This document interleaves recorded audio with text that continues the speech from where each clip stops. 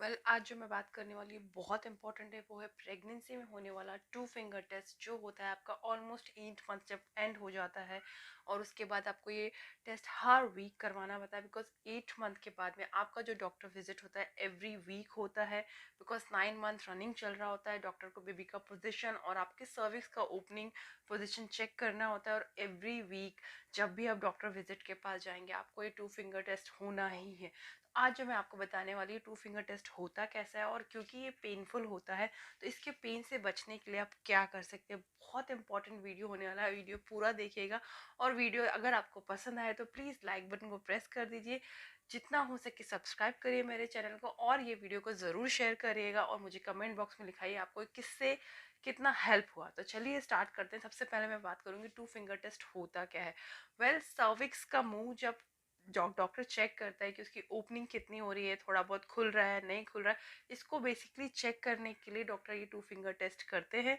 तो इसके लिए सबसे पहले मैं फॉर एन एग्जांपल आपको समझाती हूँ कि सर्विक्स क्या होता है, बिकॉज बहुत लेडीज़ को ये भी नहीं पता होता है कि ये होता क्या है। चलिए बताते हैं। सपोज मान लीजिए ये अगर आपका टमी है, ये आपका गर्भाशय है, और इसके अंदर इसको अगर मैं बेबी मान लेती हूँ, टमाटो अगर अपना बेबी है और ये मुंह बंद है, तो जैसे ये जो मुंह बंद होता है इसको हम कहते हैं सर्विक्स।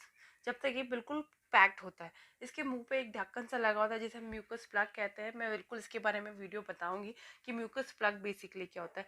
तो ये सर्विक्स की ओपनिंग, ये कितना ओपन हो रहा है, इसको चेक करने के लिए बेसिकली टू फिंगर टेस्ट होता है। जब ये सर्विक्स पूरा 10 सेंटीमीटर खुल जाता है तब आपका बेबी का डिलीवरी होता है।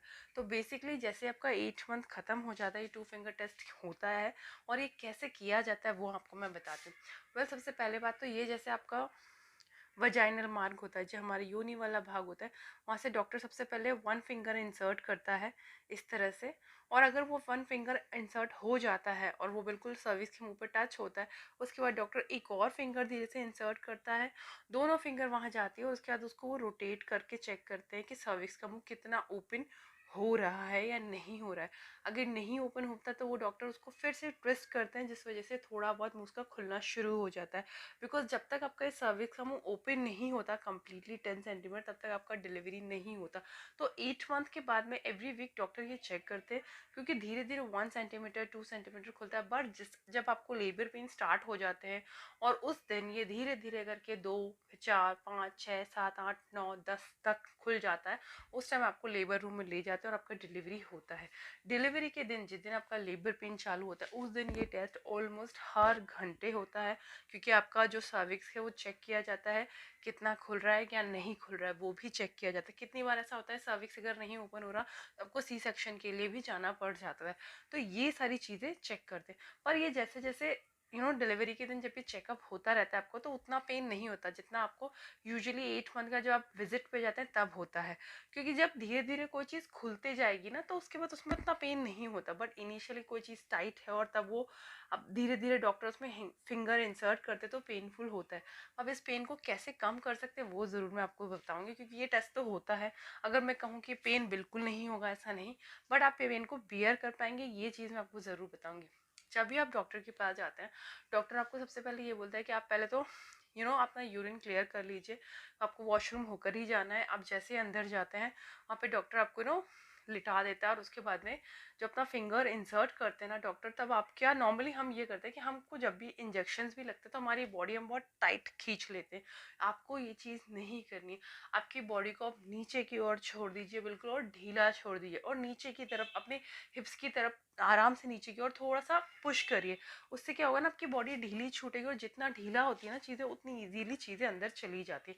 तो डॉक्टर बहुत ईजीली अपना फिंगर इंसर्ट कर देता है। अगर आप अपनी बॉडी को टाइट खींचेंगे, डेफिनेटली जो आपका वजाइनल मार्ग है उसमें भी टाइटनेस आती है और आपको ज़्यादा पेन होता है, क्योंकि मसल्स पुश होती है फिंगर इंसर्ट करने की वजह से। और अगर आप लूज छोड़ देंगे तो मसल्स रिलैक्स हो जाती है और फिंगर बहुत ईजीली अंदर चली जाएगी।